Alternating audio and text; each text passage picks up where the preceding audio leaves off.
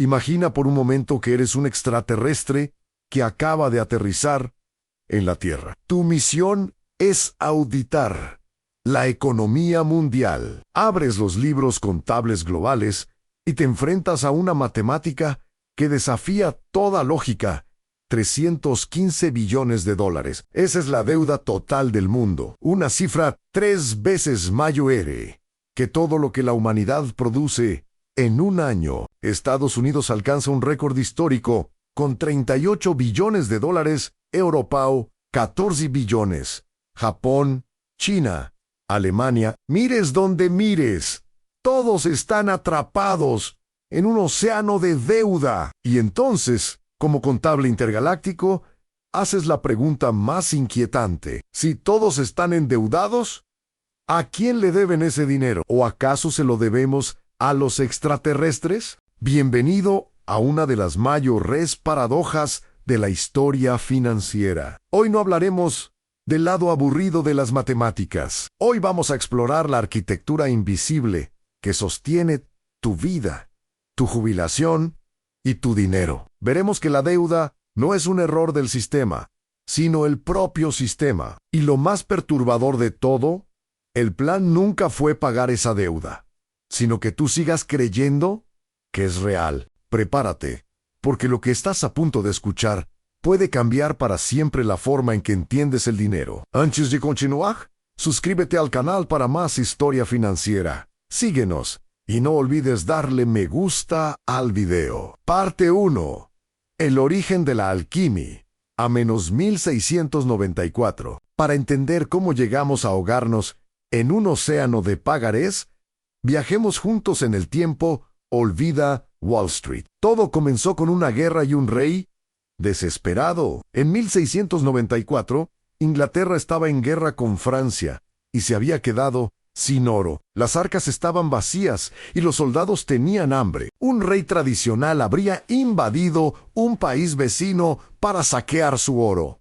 Pero el rey Guillermo III hizo algo distinto, algo que cambiaría el mundo más que cualquier guerra. Hizo una propuesta revolucionaria a los comerciantes de Londres. No pidió oro prestado, prometiendo devolverlo tras ganar la guerra. En su lugar, ofreció algo mucho más poderoso: financiación inmediata, a cambio de pagos de intereses perpetuos, respaldados por los impuestos futuros de los ciudadanos. Así nació el Banco de Inglaterra, y con él, la magia negra de las finanzas modernas. El Estado podía gastar dinero que aún no existía, hipotecando el futuro de personas que ni siquiera habían nacido. Los prestamistas, por su parte, recibieron un bono que podían vender a otros. La deuda pública se convirtió en un producto, en una mercancía. Estados Unidos adoptó este modelo para financiarse y luego lo utilizó para expandirse hacia el oeste. La deuda nacional dejó de ser un signo de debilidad y pasó a ser una demostración de poder. Si podías endeudarte, podías gobernar. El campo de batalla se transformó de las trincheras, pasó a los balances contables. Parte 2. Al mito chino y el espejo infinito. Avancemos 300 años hasta el presente. La deuda se ha convertido en el producto de exportación más popular del mundo. Cada 100 días, la deuda global aumenta $1 billón. Una cifra tan grande que el cerebro humano no puede procesarla. Existe una idea muy extendida que seguramente has escuchado en las noticias o en conversaciones cotidianas. Estados Unidos está en manos de China, porque China posee toda su deuda. Es un gran guión para una película de espionaje, pero la realidad es muy distinta.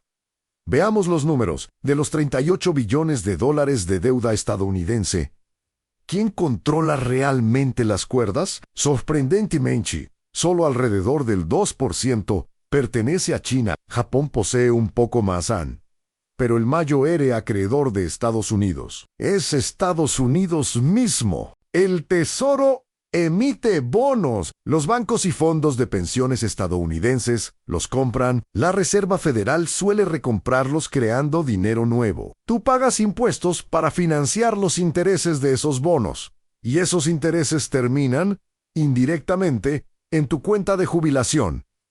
El ciclo continúa. La deuda es real, pero el acreedor es en gran medida un reflejo del propio deudor. Y esto no es exclusivo de Estados Unidos. Japón presta a E&U. E&U presta a Europa a través del FMI.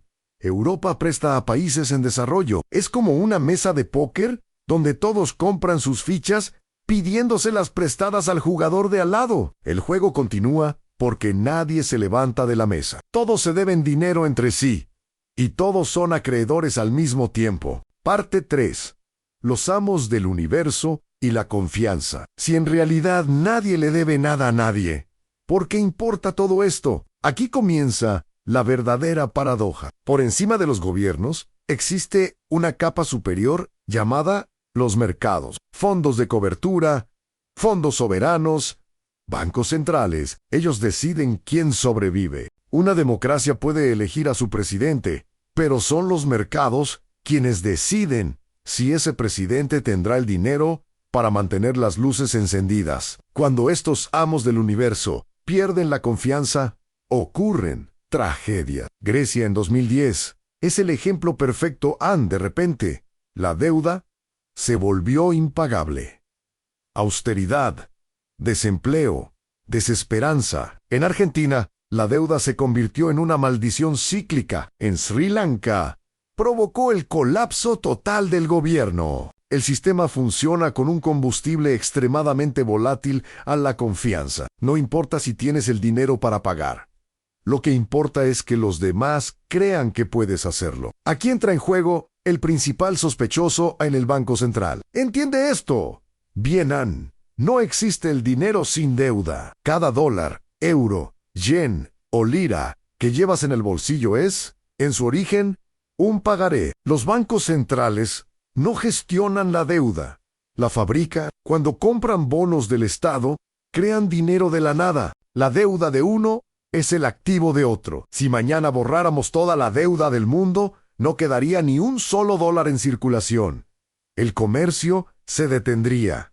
El dinero es la deuda. Parte 4. El secreto que nadie te cuenta. Ahora te revelaré un secreto que los políticos no se atreven a decir en voz alta. Cuando escuches promesas electorales, como pagar la deuda nacional o equilibrar el presupuesto, aléjate. El sistema no está diseñado para pagar la deuda, sino para refinanciarla eternamente. Es como una suscripción eléctrica que nunca cancelas. Cuando vence un bono, el gobierno no usa tus impuestos para liquidarlo. Emite uno nuevo para pagar el anterior. Los gobiernos funcionan como tiburones así. Dejan de nadar. Si dejan de endeudarse, se hunden. Estados Unidos nunca pagará sus 38 billones. Ni Japón su deuda equivalente al 250% de su PIB. Y lo más increíble es que nadie está realmente preocupado por eso. Para un banco o un fondo de pensiones, los bonos del Tesoro estadounidense son de los activos más seguros del mundo. Son la base del sistema financiero global. Si Washington decidiera mañana pagar toda su deuda, destruiría el activo más importante de la economía mundial. Los bancos colapsarían. No quedaría ningún lugar seguro para guardar el dinero. La deuda es el aliento vital de los países. Si la deuda termina, la vida económica se detiene. Parte 5. A la transferencia de riqueza. Pero no te confundas. Decir que nos debemos el dinero a nosotros mismos no significa que todos se beneficien por igual. Aquí entra en juego la desigualdad. Cuando un gobierno paga intereses, ¿de dónde sale ese dinero? De los impuestos, de los trabajadores, de la clase media, del consumo. ¿Y a dónde va? A los propietarios de bonos en grandes instituciones financieras. Inversores ricos, fondos soberanos. La deuda nacional funciona como un conducto invisible que absorbe riqueza desde la base de la pirámide y la transfiere hacia la cima. Por eso, la deuda global y la desigualdad avanzan juntas. Son dos caras de la misma moneda. El sistema recompensa a quien posee deuda y castiga a quien la paga con sus impuestos. En países inflacionarios, poseer activos reales se vuelve más valioso que poseer dinero. Conclusión. En el fin de la ilusión. ¿Hasta cuándo puede continuar este sistema? ¿Puede el globo crecer para siempre? Mientras la creencia se mantenga, si en la deuda es una promesa.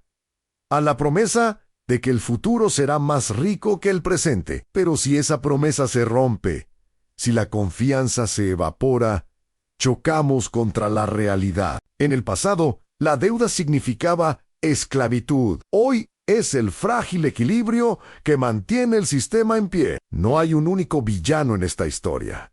No es China, ni Estados Unidos, ni el FMI. La verdad es más incómoda.